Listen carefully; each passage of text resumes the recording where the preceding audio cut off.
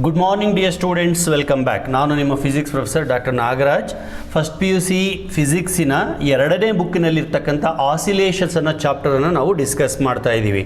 ಈ ಚಾಪ್ಟರಿನ 3ನೇ ವಿಡಿಯೋ. ಇಂದಿನ 2 ವಿಡಿಯೋದಲ್ಲಿ ಸಿಂಪಲ್ ಹಾರ್ಮೋನಿಕ್ ಮೋಷನ್ ಬಗ್ಗೆ, ಅದರ ಕ್ಯಾರೆಕ್ಟರಿಸ್ಟಿಕ್ಸ್ ಬಗ್ಗೆ, ಅಂದರೆ ಆಂಪ್ಲಿಟ್ಯೂಡ್, ಫೇಸ್, ಫ್ರೀಕ್ವೆನ್ಸಿ ಇವುಗಳ ಬಗ್ಗೆ ಡಿಸ್ಕಸ್ ಮಾಡಿದ್ವಿ. ಅದಲ್ಲದೆ ಈಕ್ವೇಷನನ್ನು ಕೂಡ ಡಿರೈವ್ ಮಾಡಿದ್ವಿ. ಆಮೇಲೆ circular motion is equivalent to simple harmonic motion ಅಂತ ಕೂಡ ಡಿಸ್ಕಸ್ ಮಾಡಿದ್ವಿ. ಜೊತೆಗೆ expression for velocity, expression for acceleration. In fact ಇವತ್ತು ನಾನು ಏನು ಡಿಸ್ಕಸ್ ಮಾಡ್ತೀನಲ್ಲ, ಇಲ್ಲಿ ಕೆಲವೊಂದು ಡಿರೈವೇಷನ್ಸ್ ಬರ್ತವೆ. ಅಲ್ಲಿ ಆ ವೆಲಾಸಿಟಿ ಮತ್ತು ಆಕ್ಸಲರೇಷನ್ ಈಕ್ವೇಷನ್ಸ್ ತುಂಬ ಯೂಸ್ ಆಗ್ತವೆ. ಅದಕ್ಕೆ ಒಂದ್ಸತಿ ಬರೆದು ಬಿಡ್ತೀನಿ. ಇಲ್ಲಿ ನೋಡಿ, ಒಂದು ಪಾರ್ಟಿಕಲ್ ಆಸಿಲೇಟ್ ಆಗಬೇಕಾದ್ರೆ ಅದರ ವೆಲಾಸಿಟಿ ಬಂದು v is equal to a omega cos omega t ಅಂತ. ಆಮೇಲೆ ಆಕ್ಸಿಲರೇಷನ್ ಬಂದು ಮೈನಸ್ ಒಮೆಗಾ ಸ್ಕ್ವಯರ್ y ಅಂತ. ಈಗ ಇಲ್ಲಿ ಎ ಅಂದರೆ ಏನು, ಒಮೆಗಾ ಅಂದರೆ ಏನು ಅದೆಲ್ಲ ಗೊತ್ತಿದೆ, ಪದೇ ಪದೇ ಹೇಳೋ ನೆಸೆಸಿಟಿ ಇಲ್ಲ. ಆಯಿತಾ? ಇವನ್ನ ನಾನು ಮುಂದೆ ಉಪಯೋಗಿಸ್ಕೋತೀನಿ. ಬನ್ನಿ ಈಗ ಒಂದು ಸ್ಟೆಪ್ ಮುಂದೆ ಹೋಗೋಣ. ನೆಕ್ಸ್ಟ್ ಹೆಡ್ಡಿಂಗ್ ಬಂದು force law and simple harmonic motion. ಏನಿದು ಫೋರ್ಸ್ ಲಾ? ಆ್ಯಕ್ಚುಲಿ ಹುಕ್ಸ್ ಲಾ ಅಂತ ಕರಿತೀವಿ ನಾವು. ಫೋರ್ಸ್ ಮತ್ತು ಸಿಂಪಲ್ ಹಾರ್ಮೋನಿಕ್ ಮೋಷನ್ಗೆ ಏನು ಕನೆಕ್ಷನ್ ಇದೆ ಅದು ಸ್ವಲ್ಪ ಚರ್ಚೆ ಮಾಡೋಣ. ನೋಡಿ ಮಕ್ಕಳೇ, ಆಸಿಲೇಷನ್ ಬಗ್ಗೆ ಸಾಕಷ್ಟು ಎಕ್ಸಾಂಪಲನ್ನು ಕೊಟ್ಟಿದ್ದೀನಿ. ಒಂದು ಪಾರ್ಟಿಕಲ್ ಮೇಲೆ ಕೆಳಗಡೆ ಹೋಗೋದು, ಅಥವಾ ನಮ್ಮ ಹಾರ್ಟ್ ವೈಬ್ರೇಟ್ ಆಗೋದು, ಅಥವಾ ವೋಕಲ್ ಕಾರ್ಡ್ ವೈಬ್ರೇಟ್ ಆಗೋದು, ಒಂದು ಮ್ಯೂಸಿಕಲ್ ಸ್ಟ್ರಿಂಗನ್ನು ಹೇಳಿದಾಗ ಅದು ವೈಬ್ರೇಟ್ ಆಗೋದು, ಅಥವಾ ಪೆಂಡ್ಯುಲಮ್ ಹಿಂದೆ ಮುಂದೆ ಹೋಗೋದು. ಇದಷ್ಟೇ ಅಲ್ಲ, ಸಬ್ಸ್ಟೆನ್ಸ್ ಒಳಗಡೆ ಆಟಮ್ಗಳು ಒಂದಕ್ಕೊಂದು ಜಾಯಿನ್ ಆಗಿರ್ತವೆ, ಅವು ಕೂಡ ವೈಬ್ರೇಟ್ ಆಗ್ತಾ ಹೋಗ್ತವೆ. ಸೊ ಎಲ್ಲ ಕಡೆಗೂ ವೈಬ್ರೇಷನ್ಸ್ ಇದೆ. ತುಂಬ ಕಡೆ ನಾವು ವೈಬ್ರೇಷನ್ಸನ್ನು ಉಪಯೋಗಿಸ್ಕೊಂಡು ಏನೇನೇನೇನೋ ನಾವು ಅಪ್ಲಿಕೇಶನ್ಸನ್ನು ಮಾಡ್ತೀವಿ. ಈಗ ಯಾವುದಾದ್ರೂ ಆಗಲಿ vibration, whether it is vibration in simple pendulum means oscillation of pendulum, or oscillation of an atom, or oscillation of a particle, or oscillation of load attached to the spring, wherever you go, whichever oscillation you take, essentially we need two properties. One is inertial property, another one is elastic property. ಗೊತ್ತಾಗಲಿಲ್ಲ ಅಲ್ವಾ? ಈಗ ಒಂದು example ಅನ್ನು ತಗೊಂಡು ಇದನ್ನು elaborate ಮಾಡ್ತೀನಿ. Best example pendulum ಅಥವಾ spring. Pendulum ಅನ್ನು ತಗೊಂಡ್ಬಿಡ್ತೀನಿ, ಆಮೇಲೆ ಸ್ಪ್ರಿಂಗ್ ಕಡೆ ಬರೋಣ. ಇದು ಸಪೋರ್ಟ್. ಇಲ್ಲಿ ಪೆಂಡ್ಯುಲಮನ್ನು ಹ್ಯಾಂಗ್ ಮಾಡಿದ್ದೀರಾ, ಇದನ್ನು ಈ ಕಡೆ ಎಳೆದು ಬಿಟ್ಟು ಬಿಡ್ತೀರಾ ಅಂದ್ಕೊಳ್ಳಿ. Let us pull it to the position X. ಬಿಟ್ಟಾಗ ಅದೇನಾಗುತ್ತೆ, ಮುಂದಕ್ಕೆ ಹೋಗುತ್ತೆ, ಓ ಕಡೆ ಹೋಗುತ್ತೆ. ಆಯಿತಾ? ಓ ಕಡೆ ಹೋಗಿ ಮತ್ತೆ ನಿಲ್ಲುತ್ತಾ? ನಿಲ್ಲೋದಿಲ್ಲ. ಮತ್ತೆ ಆ ಕಡೆ ಹೋಗುತ್ತೆ, ಹೋಗಿ ಈ ವೈ ಅನ್ನೋ ಹತ್ರ ಬಂದು ನಿಲ್ಲುತ್ತೆ. ಪರ್ಮನೆಂಟಾಗಿ ನಿಲ್ಲುತ್ತಾ? ನಿಲ್ಲೋದಿಲ್ಲ. ಮತ್ತೆ ಓ ಕಡೆ ಬರುತ್ತೆ. ಅಂದರೆ ಇಲ್ಲಿ ನಾವು ಹ್ಯಾಂಗ್ ಮಾಡೋದಂಥ ಪೆಂಡ್ಯುಲಮ್ಮು ಹೀಗೆ ಹೀಗೆ ಹೀಗೆ ಹೀಗೆ ಆಸಿಲೇಟ್ ಆಗ್ತಾ ಇದೆ. ಹೌದಲ್ವಾ? ಇದನ್ನೇ ನಾವು ಆಸಿಲೇಟರಿ ಮೋಷನ್ ಅನ್ನೋದು, ಟು ಆ್ಯಂಡ್ ಫ್ರೋ ಮೋಷನ್. ಈಗ ಈ ಟು ಆ್ಯಂಡ್ ಫ್ರೋ ಮೋಷನ್ನಲ್ಲಿ ಯಾವುದಾದ್ರು ಒಂದು ಪೊಸಿಷನನ್ನು ತಗೊಳ್ಳೋಣ. ಲೆಟ್ ಅಸ್ ಸೇ ಎಕ್ಸ್. ಎಕ್ಸ್ ಹತ್ರ ಹೋದಾಗ ಆ ಪಾರ್ಟಿಕಲ್, ಇದನ್ನು ನಾನು ಬಾಬ್ ಅಂತ ಕರಿತೀನಿ. ಇದು ಒಂದು ಮೆಟಲ್ ಬಾಲ್, ಒಂದು ಗುಂಡು ಅಂತ ಕರಿಬೋದು. ಒಂದು ದಾರಕ್ಕೆ ಒಂದು ಗುಂಡನ್ನು ತಗಲು ಹಾಕಿ ಹೇಳೋದು ಬಿಟ್ಟರೆ ಅದು ಹೀಗೆ ಹೀಗೆ ಆಗುತ್ತೆ. ಅಥವಾ ನಿಮ್ಮ ಹತ್ರ ಒಂದು ಕ್ರಿಕೆಟ್ ಬಾಲ್ ಇದ್ದರೆ, ಕ್ರಿಕೆಟ್ ಬಾಲನ್ನು ಒಂದು ಬಟ್ಟೆನಲ್ಲಿ ಕಟ್ಕೊಳ್ಳಿ, ಕಟ್ಬಿಟ್ಟು ಆ ಬಟ್ಟೆಗೆ ಒಂದು ದಾರ ಕಟ್ಬಿಡಿ, ಹಿಂಗೆ ಇಟ್ಕೊಳ್ಳಿ, ಬಾಲನ್ನು ಹಿಂಗೆ ಹೇಳೋದು ಬಿಟ್ಬಿಡಿ, ಹಾಗೆ ಹೀಗೆ ಹೀಗೆ ಹಾಗೆ ಮೂವ್ ಆಗುತ್ತೆ. That is nothing but simple pendulum. ಈಗ ಪ್ರಶ್ನೆ ಬಂದು, ಎಕ್ಸ್ ಹತ್ರ ಇದ್ದಂಥ ಬಾಲ್ ಓ ಕಡೆ ಯಾಕೆ ಹೋಗುತ್ತೆ? ಯಾರು ಅದನ್ನು ಎಳಿತವ್ರೆ? ಯಾರಾದರೂ ಎಳಿಲೇಬೇಕಲ್ವಾ? ಇಲ್ಲಾಂದರೆ ಅಲ್ಲೇ ಎಕ್ಸ್ ಹತ್ರನೇ ನಿಂತ್ಕೋಬೇಕಿತ್ತು, ಅಥವಾ ಎಕ್ಸಿಂದ ಮುಂದಕ್ಕೆ ಹೊರಟು ಹೋಗಬೇಕಾಗಿತ್ತು. ಓ ಕಡೆಗೆ ಯಾಕೆ ಹೋಗುತ್ತೆ? ಆಮೇಲೆ ಓ ಕಡೆಗೆ ಹೋದಂಥ ಬಾಲು ಅಲ್ಲೇ ನಿಲ್ಲೋದಿಲ್ಲ, ಮುಂದಕ್ಕೆ ಯಾಕೆ ಹೋಗುತ್ತೆ? ಆಮೇಲೆ ವೈ ಹತ್ರ ಹೋದಂಥ ಬಾಲು ಮತ್ತೆ ಓ ಕಡೆಗೆ ಯಾಕೆ ಬರುತ್ತೆ? ಯಾರೋ ಎಳಿತಾ ಇದ್ದಾರೆ, ಯಾರೋ ತಳ್ತಾ ಇದ್ದಾರೆ, ಅಂದರೆ ಯಾವುದೋ ಒಂದು ಫೋರ್ಸ್ ಆ್ಯಕ್ಟ್ ಮಾಡ್ತಾ ಇದೆ ಅಂತ ಅರ್ಥ ತಾನೇ? Yes, there is some force acting on the oscillating particle. ಇದು ಒಂದು ಎಕ್ಸಾಂಪಲ್. ಇನ್ನೊಂದು ಎಕ್ಸಾಂಪಲ್ ಅನ್ನು ತಗೊಳ್ತೀನಿ. ಇದು ಸ್ಪ್ರಿಂಗ್ ಎಕ್ಸಾಂಪಲ್. ಒಂದು ಸ್ಪ್ರಿಂಗನ್ನು ಕಟ್ಟಿದ್ದೀರಾ, ಈ ಸ್ಪ್ರಿಂಗಿಗೆ ಒಂದು ವುಡನ್ ಪೀಸನ್ನು ಅಟ್ಯಾಚ್ ಮಾಡಿದ್ದೀರಾ. ಮಾಡಿಬಿಟ್ಟು ಇದನ್ನು ಹಿಡ್ಕೊಂಡು ಎಳೆದಾಗ ಏನಾಗುತ್ತೆ? ಪಿಕ್ಚರೈಸ್ ಮಾಡ್ಕೊಳ್ಳಿ, ಸ್ಪ್ರಿಂಗು ಸ್ಟ್ರೆಚ್ ಆಗುತ್ತೆ ಅಲ್ವಾ? ಸ್ಟ್ರೆಚ್ ಆಗುತ್ತೆ ಅಂದರೆ ಸ್ಪ್ರಿಂಗು ಈ ಥರ ಹಿಗ್ಗುತ್ತೆ. ಹಿಗ್ಗಿ ಇಲ್ಲಿವರೆಗೂ ಎಳೆದಿದ್ದೀರಲ್ವಾ? ಬಿಟ್ಟ ತಕ್ಷಣ, ಅಂದರೆ ಇದನ್ನು ಓ ಅಂತ ಕರೆಯೋಣ. ನೀವು ಎಕ್ಸ್ ಅನ್ನೋ ಪೊಸಿಷನ್ಗೆ ಎಳೆದಿದ್ದೀರಾ, ಬಿಟ್ಬಿಟ್ರೆ ವಾಪಸ್ ಹೋಗುತ್ತೆ. ಹೋಗಿ ಓ ಹತ್ರ ನಿಲ್ಲುತ್ತಾ? ನಿಲ್ಲೋದಿಲ್ಲ. ಮತ್ತೆ ಮೇಲಕ್ಕೆ ಹೋಗುತ್ತೆ. ಮೇಲಕ್ಕೆ ಹೋದಾಗ ಸ್ಪ್ರಿಂಗ್ ಏನಾಗುತ್ತೆ? ಕುಗ್ಗುತ್ತೆ, ಅಂದರೆ ಕಂಪ್ರೆಸ್ ಆಗುತ್ತೆ. ಇಲ್ಲಿಗೆ ಬಂತು, ಇದನ್ನು ನಾನು ಪೊಸಿಷನ್ ವೈ ಅಂತ ಕರಿತೀನಿ. ಮತ್ತೆ ವೈ ಹತ್ರನೇ ನಿಲ್ಲುತ್ತಾ? ಇಲ್ಲ, ಮತ್ತೆ ಅದು ಕೆಳಗಡೆ ಬರುತ್ತೆ, ಹೀಗೆ ಹೀಗೆ ಹೀಗೆ ಹೀಗೆ ಹೋಗುತ್ತೆ. ಈಗ ಪ್ರಶ್ನೆ ಬಂದು ಎಕ್ಸ್ ಹತ್ರ ಇದ್ದಾಗ ಅದನ್ನು ಮೇಲಕ್ಕೆ ಎಳೆಯೋರು ಯಾರು, ಮತ್ತು ವೈ ಹತ್ರ ಇದ್ದಾಗ ಕೆಳಗಡೆ ತಳ್ಳೋರು ಯಾರು? ಅಂದರೆ ಯಾರೋ ಒಬ್ಬರಲ್ಲಿ ವರ್ಕ್ ಮಾಡ್ತಿರ್ಬೇಕಲ್ವಾ. ಯಾರು ಅಂದರೆ ಮನುಷ್ಯರಲ್ಲ, ಯಾವುದೋ ಒಂದು ಫೋರ್ಸ್ ಆ್ಯಕ್ಟ್ ಮಾಡಬೇಕಲ್ವಾ. Yes, there is a force acting on the body. So oscillate ಆಗ್ತಕ್ಕಂಥ ಬಾಡಿ ಮೇಲೆ ಖಂಡಿತವಾಗ್ಲಿಯೂ ಒಂದು ಫೋರ್ಸ್ ಆ್ಯಕ್ಟ್ ಮಾಡಲೇಬೇಕು. ಆ ಫೋರ್ಸ್ ಯಾವಾಗಲೂ ಆ ಬಾಡಿಯನ್ನು, ಅಂದರೆ ಆಸಿಲೇಟಿಂಗ್ ಪಾರ್ಟಿಕಲನ್ನು ಈಕ್ವಿಲಿಬ್ರಿಯಂ ಪೊಸಿಷನ್ ಕಡೆಗೆ ಎಳಿತಾ ಇರುತ್ತೆ.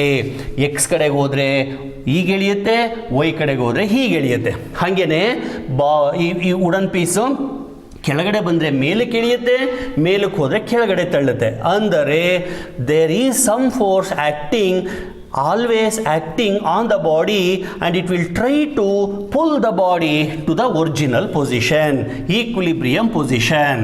Athava it will always try to keep the original position of the body as it is, or it will try to, ಇವಾಗ ಒಂದು ಪದ ಉಪಯೋಗಿಸ್ತೀನಿ ನೋಡಿ, it will try to restore the position of the particle. ಕೇಳಿಸ್ಕೊಂಡ್ರ ಪದನ? restore the position of the particle. ಯಾವ force ಆ ಪೊಸಿಷನ್ನಿನ ಪಾರ್ಟಿಕಲನ್ನು ಯಥಾಸ್ಥಿತಿಗೆ, ಮೊದಲಿನ ಸ್ಥಿತಿಗೆ restore ಮಾಡಲಿಕ್ಕೆ ಪ್ರಯತ್ನ ಪಡುತ್ತೋ ಅಂಥ ಫೋರ್ಸನ್ನು ನಾವು ರೀಸ್ಟೋರಿಂಗ್ ಫೋರ್ಸ್ ಅಂತ ಕರಿತೀವಿ. ರೀಸ್ಟೋರಿಂಗ್ ಫೋರ್ಸಿನ ಕೆಲಸ ಏನು? ಆಸಿಲೇಟ್ ಆಗೋ ಬಾಡಿಯನ್ನು ಆದಷ್ಟು ಈಕ್ವಿಲಿಬ್ರಿಯಂ ಪೊಸಿಷನ್ ಕಡೆಗೆ ಎಳೆಯೋದು. ಆ ಕಡೆಗೆ ಹೋದರೆ ಹಿಂಗೆ ಎಳೆಯುತ್ತೆ, ಈ ಕಡೆಗೆ ಹೋದರೆ ಹಿಂಗೆ ಎಳೆಯುತ್ತೆ, ಕೆಳಗಡೆ ಹೋದರೆ ಮೇಲಕ್ಕೆ ಇಳಿಯುತ್ತೆ, ಮೇಲಕ್ಕೆ ಹೋದರೆ ಕೆಳಗಡೆಗೆ ಇಳಿಯುತ್ತೆ. ಸರಿ ಸರ್, ರೀಸ್ಟೋರಿಂಗ್ ಫೋರ್ಸ್ ಅಂದರೆ ಏನು?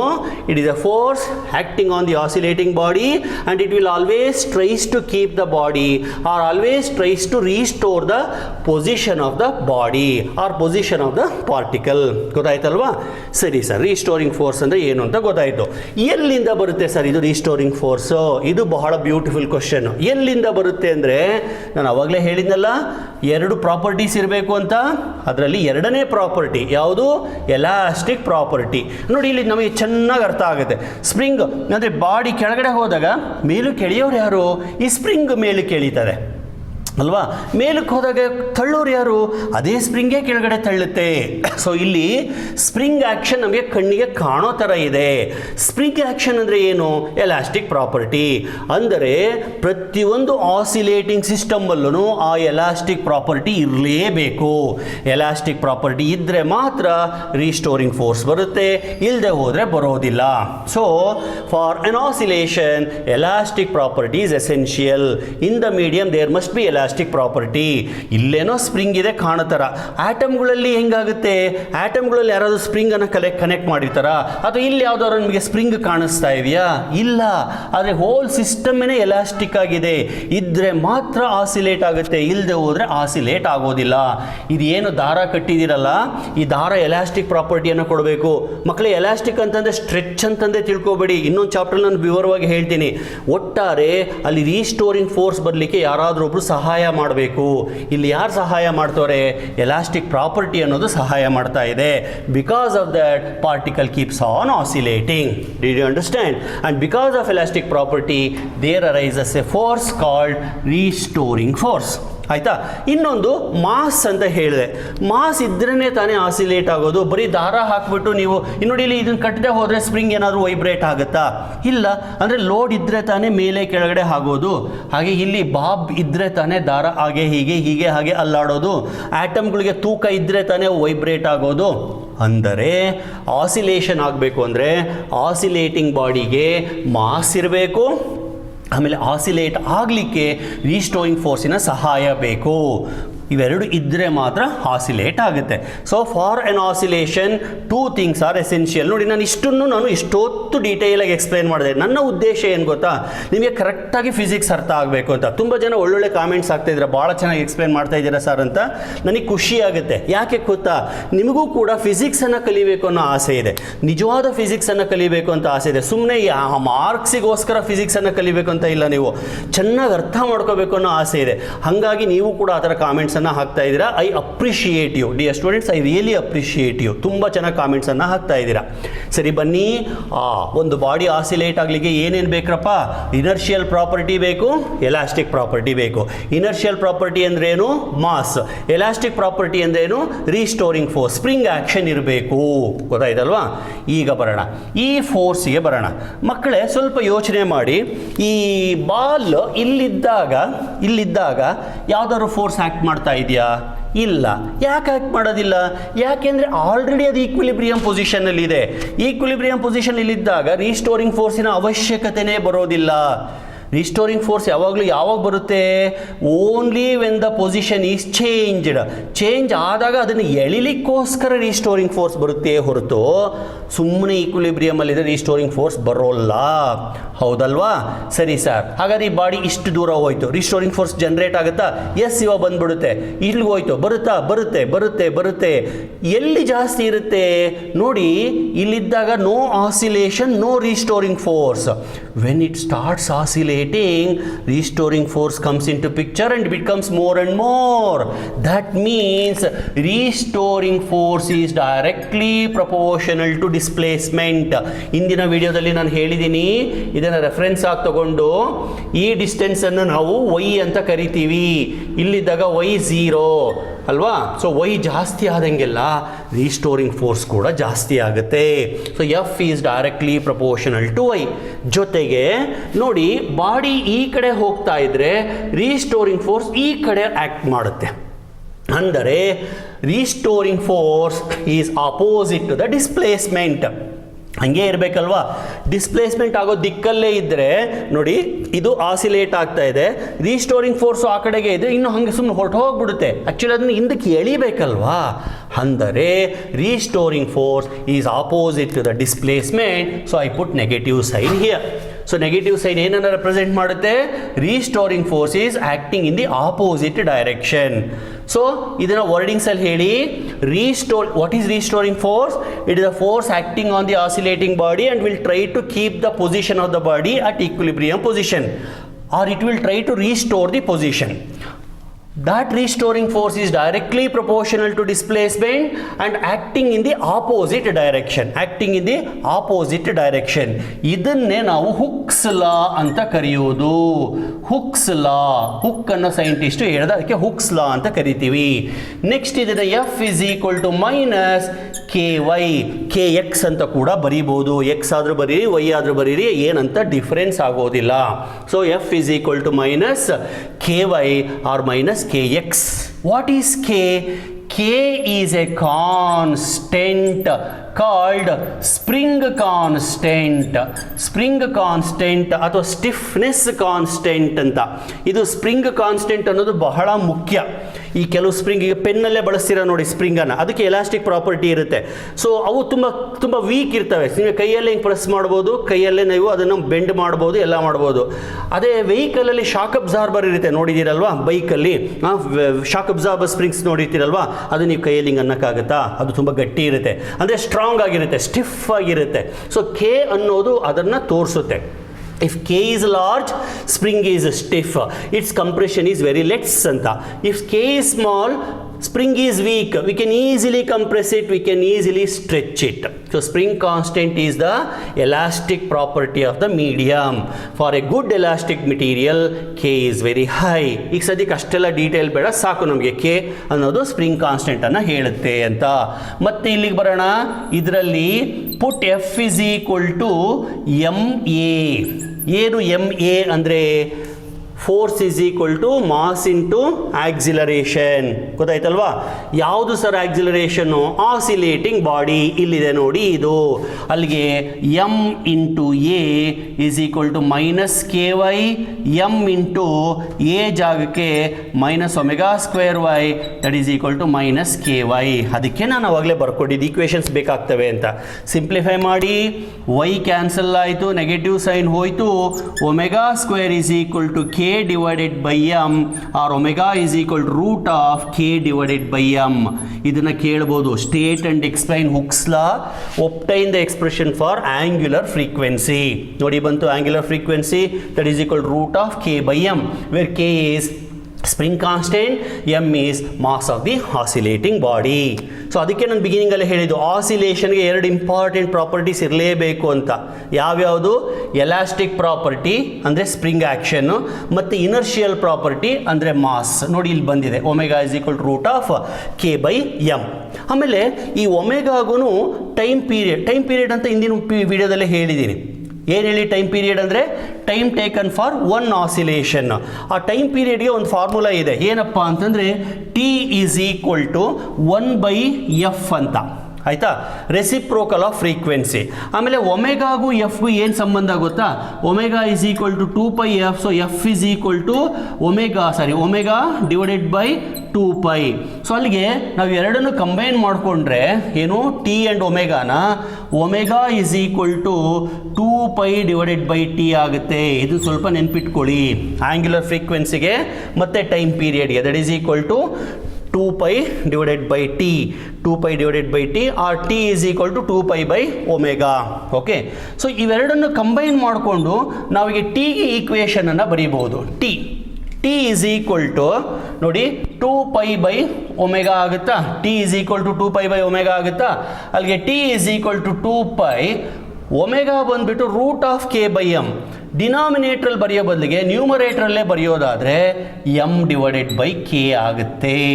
So this is the expression for time period. So T is equal to 2π into root of M by K. So time ಪೀರಿಯಡ್ಗೆ ಕೇಳಿದ್ರೆ ಇದನ್ನು ಮಾಡಿ, ಇಲ್ಲಾಂದರೆ ಆ್ಯಂಗ್ಯುಲರ್ ಫ್ರೀಕ್ವೆನ್ಸಿ ಅಂತೂ ಕೇಳೋ ಚಾನ್ಸ್ ಇದೆ. Omega is equal root of K by M.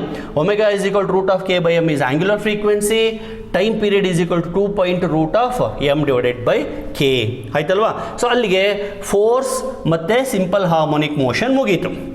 ಈಗ ಇನ್ನೊಂದು ಸ್ಟೆಪ್ ಮುಂದೆ ಹೋಗೋಣ. Again I come back to this. ಇಲ್ಲಿ ಆಸಿಲೇಟ್ ಆಗ್ತಾ ಇದೆ ಬಾಡಿ, ಆಸಿಲೇಟ್ ಆಗ್ತಾ ಇದೆ. ಈ ಆಸಿಲೇಟ್ ಆಗೋ ಬಾಡಿನಲ್ಲಿ ಎನರ್ಜಿ ಸ್ಟೋರ್ ಆಗಿರಬೇಕಲ್ವಾ? ಎಸ್, ಎನರ್ಜಿ ಇರುತ್ತೆ. ಹೀಗೆ ಆಸಿಲೇಟ್ ಆಗ್ತಾ ಇದ್ದರೆ ಅದರಲ್ಲಿ ಎನರ್ಜಿ ಇರುತ್ತೆ. ಕೆಲವೊಮ್ಮೆ ಅದು ಕೈನೆಟಿಕ್ ಎನರ್ಜಿ ಆಗಿರುತ್ತೆ, ಕೆಲವೊಮ್ಮೆ ಪೊಟೆನ್ಷಿಯಲ್ ಎನರ್ಜಿ ಆಗಿರುತ್ತೆ. ಆ ಎರಡೂ ಎನರ್ಜಿಗಳನ್ನು ಕಂಡುಹಿಡಿಯೋಣ. ಆಮೇಲೆ ಎಲ್ಲಿ ಕೈನೆಟಿಕ್ ಎನರ್ಜಿ ಜಾಸ್ತಿ, ಎಲ್ಲಿ ಕೈನೆಟಿಕ್ ಎನರ್ಜಿ ಕಡಿಮೆ, ಆಮೇಲೆ ಯಾವ ಜಾಗದಲ್ಲಿ ಪೊಟೆನ್ಷಿಯಲ್ ಎನರ್ಜಿ ಜಾಸ್ತಿ, ಯಾವ ಜಾಗದಲ್ಲಿ ಪೊಟೆನ್ಷಿಯಲ್ ಎನರ್ಜಿ ಕಡಿಮೆ, ಅದನ್ನು ಕೂಡ ನಾವು ಡಿಸ್ಕಸ್ ಮಾಡೋಣ. ಅಂದರೆ ನೋಡಿ, ಈಗ ಆಸಿಲೇಟ್ ಆಗ್ತಾ ಇದೆಯಲ್ವಾ, whether it is more here or more here or more here ಅನ್ನೋದನ್ನು ಕಂಡುಹಿಡಿಬೇಕು. ಈ ಪೊಸಿಷನ್ಸನ್ನು ಇನ್ನೊಮ್ಮೆ ಹೇಳಿಬಿಡ್ತೀನಿ.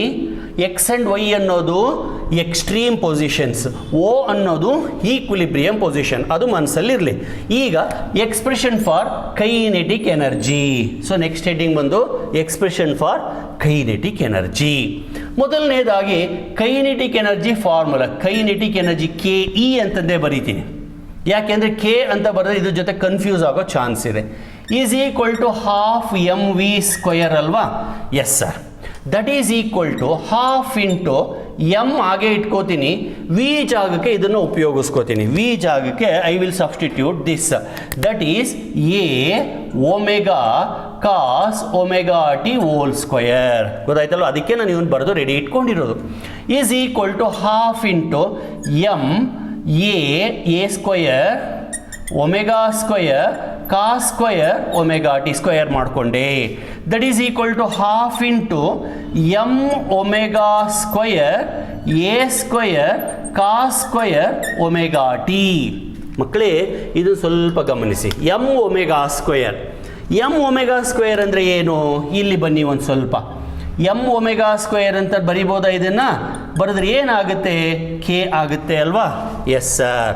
There four kinetic energy is equal to half small K A square cos square omega T.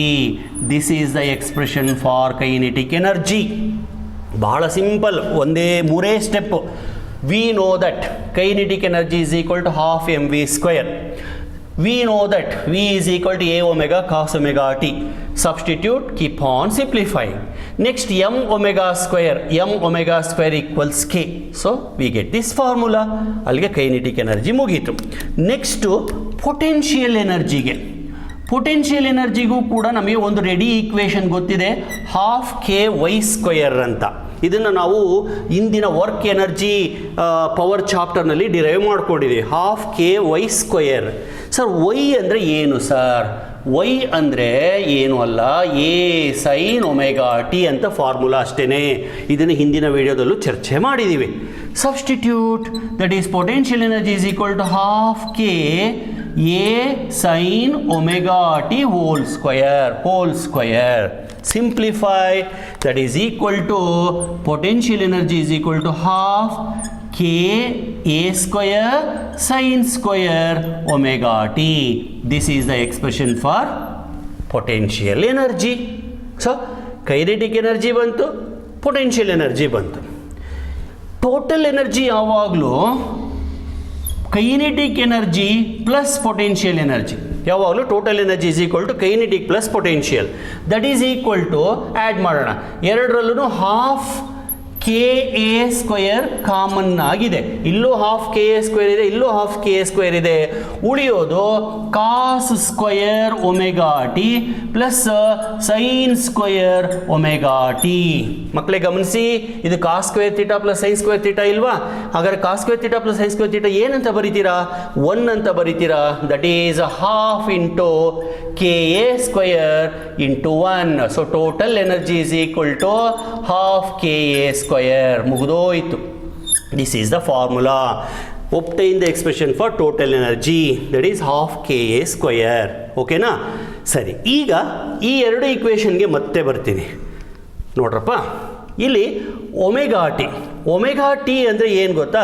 ಎಷ್ಟು ಆ್ಯಂಗಲ್ ಕವರ್ ಮಾಡಿದೆ ಅಂತ. Suppose if the pendulum is here, then omega t equals 0. That means cos square 0.